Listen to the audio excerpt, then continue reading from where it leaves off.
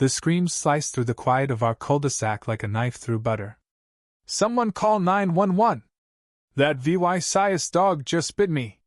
Heads popped out of doorways, neighbors stepping onto their porches like deer caught in headlights. There, in the middle of the street, stood Pamela Hayes, the self-proclaimed queen of Willow Creek's Homeowners Association, clutching her arm as if it were about to fall off. She pointed a trembling finger at my Doberman Max, who sat calmly by my side, his leash loose in my hand, looking more puzzled than ferocious. "That beast attacked me," Pamela wailed, her voice sharp enough to shatter glass. "I want it put down now."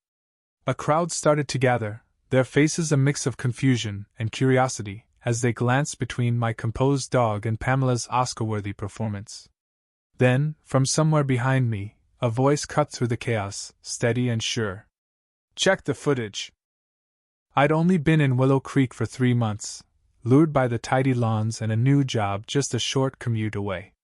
The neighborhood was picture-perfect, but it came with a catch, a homeowners association run with an iron fist. I didn't mind rules: keep your yard neat, no loud parties, fine by me. What I hadn't signed up for was Pamela Hayes. As HOA president, she seemed to think she owned the place, and from the moment I moved in with Max, my 4-year-old Doberman, she had it out for him. Max is a gentle giant, trained to perfection, but Pamela didn't care. She'd file complaints about his incessant barking, even though he barely makes a peep.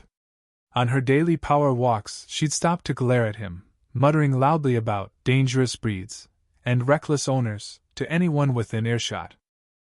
My neighbors, in hushed backyard chats, warned me Pamela had a habit of hounding newcomers until they bent to her VY-shown of suburban utopia. I tried to play nice, followed every HOA rule to the letter, kept Max on a tight leash during walks, even switched up our routes to avoid her. But nothing worked. Her hostility only grew, like a weed you can't kill. Still, I never thought she'd take it this far. It was a lazy Saturday afternoon when it all went down. Max and I were strolling along the sidewalk that ran past Pamela's pristine yard, her roses clipped to military precision. Max trotted beside me, his usual dignified self, not a care in the world.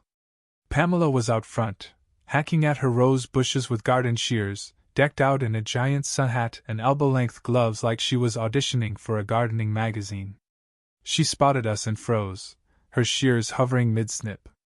I felt her eyes boring into us, but we kept walking, ignoring the weight of her stare.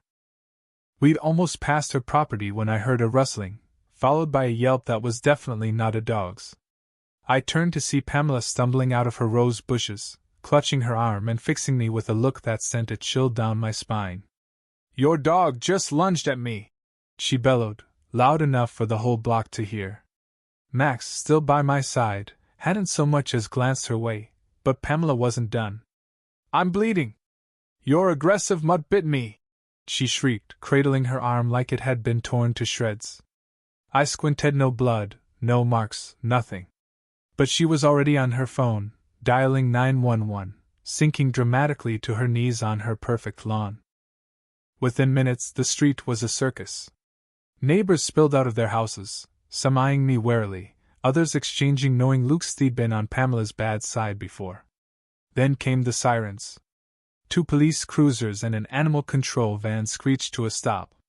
My stomach churned. Max was innocent, but Pamela had clout, and in a place like Willow Creek, that meant something. The officers approached, one gesturing for me to secure Max.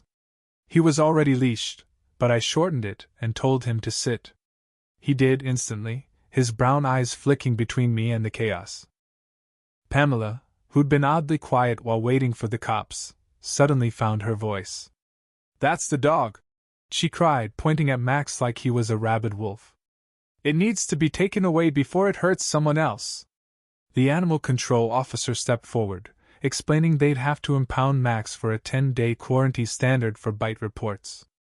My heart sank as he pulled a catch pole from his van. I could feel the neighbors' eyes on me, some suspicious, others sympathetic. I was about to speak when a voice rang out from the neighbor's driveway. "Wait!" It was Ethan, the 16-year-old kid from next door, jogging toward us with his phone raised like a trophy. "I got it all on video," he said, catching his breath. "I was filming a time-lapse of the sunset from my window. I saw everything." He swiped at his screen and held it out to the officers. The crowd, cops, animal control, neighbors huddled around. The video was crystal clear, Max and I walking past, Max never breaking stride, not even looking at Pamela. Then Pamela, glancing around like a bad actor checking her audience, backing into her own rose bush, flailing for effect, and stumbling out to start her show. Gasps rippled through the crowd. I felt a rush of relief, tinged with fury. The cops exchanged a look, one stepping away to rewatch the footage. The other turned to Pamela, whose face had gone pale. "Ma'am, can you show me the bite marks?" he asked, his tone sharp. Pamela stammered, muttering about scratches and dangerous animals, but refused to roll up her sleeve. The animal control officer, still holding his catch pole, spoke up. "In my professional opinion, this dog hasn't been in any aggressive encounter. No elevated heart rate, no dilated pupils, completely calm." The cop who'd reviewed the video returned, his face like stone. "Ms. Hayes, the video contradicts your story. There was no contact with this dog." Pamela's mask slipped. Gone was the wounded victim. In her place was a furious HOA tyrant. "That video's fake," she snapped. "Everyone knows Dobermans are dangerous. He's breaking HOA rules with that monster." Her voice was shrill now, making neighbors flinch. I finally found my voice. "Max is a registered service animal," I said, standing tall. "That's allowed under HOA rules and federal law." It wasn't entirely true. Max was an emotional support animal, not a service dog, but I knew enough to hold my ground. The officer's patience was gone. "Ma'am, filing a false police report is a serious offense. Trying to get an animal impounded on false pretenses could also mean civil liability." He nodded to his partner, who stepped toward Pamela. "We need you to come to the station for a formal statement." Pamela unraveled. "This is outrageous. I'm the HOA president. You can't treat me like this. Everyone knows that dog's a menace, theory, just too scared to say it." She jabbed a finger at the neighbors, who suddenly found their shoes fascinating. When the cop asked again to see her injuries, and she couldn't produce a single mark, it was over. "Pamela Hayes, you're under arrest for filing a false police report and disturbing the peace," the officer said, as his partner read her rights. The crowd watched, stunned, as Pamela was cuffed and led to the cruiser, her protests growing wilder. "This is a conspiracy. That dog owner's turned you all against me. I pay your salaries."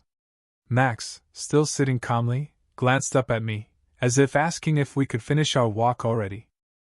The animal control officer apologized before leaving, and neighbors started coming over, some to offer statements to the police, others to say they were glad Max was safe.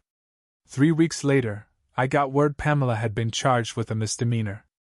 She got 6 months probation, a due law 1,000 fine, court costs, and me favorite part 40 hours of community service at the local animal shelter. The HOA, humiliated by the video and their president's arrest, voted her out unanimously. Word around the block was her real estate firm put her on leave, worried about the bad press. The day after her court date, I saw her loading suitcases into her car. When she spotted me, her face turned beet red, and she fumbled her fancy purse, dropping it right into a puddle from her sprinklers. Max just wagged his tail.